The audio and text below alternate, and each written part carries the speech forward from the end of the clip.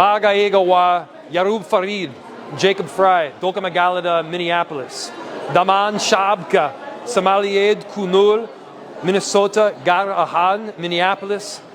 Wa'an Ku Jeel, Nahai, Wa'an Ku Gerab, Taganahan. To our Somali people living here in Minneapolis and in Minnesota, we love you, we stand with you. For decades now, you have made our city and our state a better place. We understand the great contributions that you have made to the state of Minnesota and the city of Minneapolis. And we have heard reports recently that the federal government is looking to deploy upwards of 100 agents focused on immigration, targeting our Somali community. And the bottom line is this.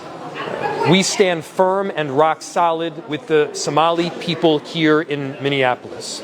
We stand against hate and we stand up for love. We know the wonderful contributions that you have made to this city. We also know that of the 80,000 plus people, Somalis, that are here in the state of Minnesota, almost all of them are here legally. Almost all of them are citizens. So here's an important fact that a whole lot of people are missing right now. We're talking about American citizens. And so to the extent any federal agency is looking to terrorize the people of our city, the answer is quite simple. We stand with our immigrants. We stand with the Somali community. We stand with Latino people. We stand with anyone that is looking to make Minneapolis their home and are proud to be here. This is a special place, and regardless of what happens around the country, Minneapolis is a place where you should be proud to call home. We're a beacon of hope. We're a beacon of progress. We're a place where you can raise a family, where you can live a great life, where you can run with a great idea and become an entrepreneur. Something that the Somali people have done repeatedly again and again. As far as this hateful message that we have heard from the Trump administration, we reject it. By the way, the Constitution of the United States, the laws that we have in this country, they say that we stand up for due process and habeas corpus. What those laws say is that when you have done nothing wrong and you are here doing the work every day, raising a family as an American citizen, you are entitled to due process under the law. That is one of the most fundamental and basic human rights that we stand up for. By the way, it doesn't matter who you are or where you come from. It doesn't matter what you look like. In Minneapolis, we will stand with you. And so we have a very clear message that we want to deliver to the Somali community. And in this case, walalayal. Walalayal, brothers and sisters, we love you, we care about you, we're going to stand tall together.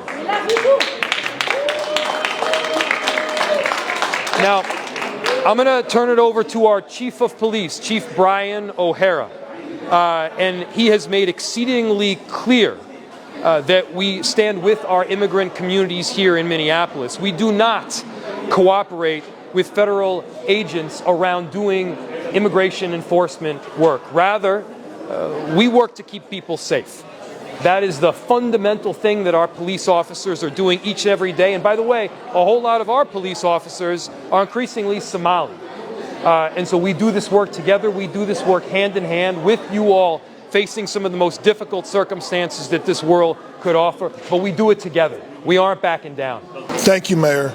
I've been the police chief in Minneapolis for a little over 3 years now. I'm not from Minnesota. I'm from a different part of the country. And the Somali community here, as many communities in the city have been, the Somali community here was incredibly welcoming to me personally as an outsider. And I appreciate that. And just knowing so many people from our community who are Somali, who are police officers in the city, who are community members, who are imams, religious leaders. I'm just really taken back by the amount of hate that's being said across the board about our community here. And I know there's a lot of real fear in our community today because of it. And I just, as our mayor has said, I just need to be clear that our Somali community here needs to be able to trust the police. They need to know that they can call Minneapolis police officers regardless of what's going on around immigration enforcement, and know that we will be here for you as we will be here for every person in this community, every member of our community. We need that in order to keep people safe. So we need people to know that, we're not going to allow certain members of our community to be targeted because they might be less likely to call the police while this stuff is going on. At the same time, we are not able to stop the federal government from enforcing federal law, just to be clear. But we will be here. We are not participating at all in any kind of, immigration enforcement activity. And for the purposes of keeping everyone safe in this city, we need all people of this community to know that they can call on the Minneapolis police when they need help. So, thank you. And with that, we have Sergeant Mukhtar, who's going to give a message. Who's going to give a message in Somali. مختار أيان هاي مختار ساجن مختار وحنو شقايا community engagement كان كتر سناي and وقت تقانا مرة بنا وأدي ماذا مسج بدنا وان درا لكن وان فهنسن هاي إن هدان هاي بوليس كمجال ده إن أي دباتو إن عبسة بدن أي دت كان عبسة أي شرطة وأجن هاي إن سو chief كشجع أما وشجع دقة مجال ده جاكوب فري وحويان إن Somalia وبلانتها وضد US citizens أهويان وضد وطن شرعي كله من dad hadda soo wada qaxay ma wada nihiin qaarkeen waxaan joognaa 50 sano qaar 40 sano joogan qaar 30 sano qaar 20 sano joogan waa kala nahay waa dad isku wada yimaada aan nahay community-geena waxaan rabaa inaan ogaadaan dad isku wada mid ayaynu nahay keena dhakhtarka ah keena booliiska ah keena ma garatay business iskale anagana isku meel aan wada degnaa meeshaan aan wada ku wada noolnahay dhibaatadan haysatana wayna wada haysataa marka waxaan rabaa inaan idin sheego maxay siriga Minneapolis ka qabtaa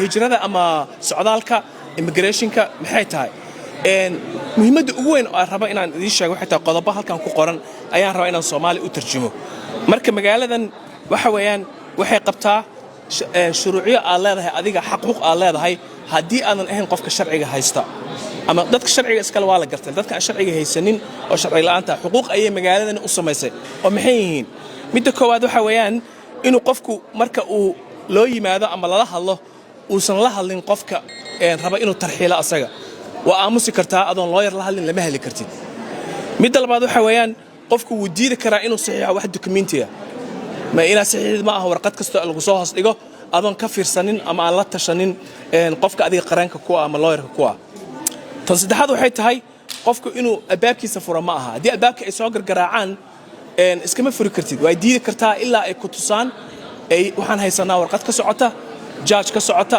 inaan guriga xoog soo galna hadday taas dhacdo waa wax kale leedahay laakiin albaabkaaga inaad furtid ma aha khasab city of Minneapolis markii waxay qabtaa dadka dad caawiya oo ka caawiya bilaash la'aan lacag la'aan inay kugu sheegaan ma taqaanaa xuquuqda aad leedahay adiga oo wadanka sharciga qaybta ku joogtay adaa taqaanid waqtiga waxa ku joogtay warqadaha ku joogtay marka waxay leedahay maxaa la yiraahdaa adiga iyo reerkaaga iyo qofka jeceshahay website-ka Minneapolis waa tii kartaa City of Minneapolis ama waxa wici kartaa 311 311 hadaa wacdo ayaga ku sheegay waxa aragtay inaad qabatid qof Soomaali idib ku dheh Ingiriis ma aqaana ayaga ka caawinaa wixii aragtay inaad samaysid waa fahan Soomaa arinta kale ku soo xigta waxay tahay haddii qof aad u malaynaysid inuu aad hubin inuu yahay dawladda inuu ka soco sida ICE oo kale inuu yahay ama uu yahay askari oo aad hubin inuu askari run yahay qof kasta iska soo xiran kara dharka waxaan ku leenahay waxa inaad soo wacdo Minneapolis Police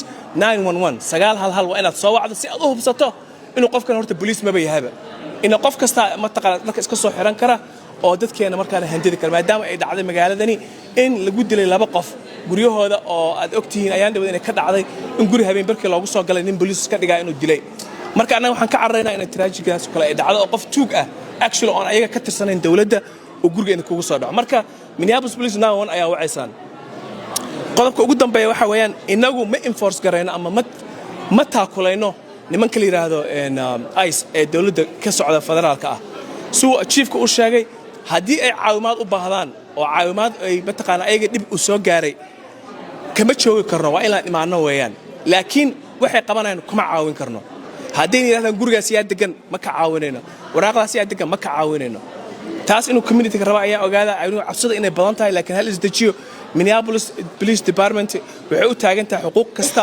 qof kasta inay ay taakulayso Minneapolis Police stands for the rights of all citizens of city of Minneapolis regardless of where you came from thank you Manarhim magacaygu waa Bashiir anoo ku hadlaya magaca business association-ka oo Carmel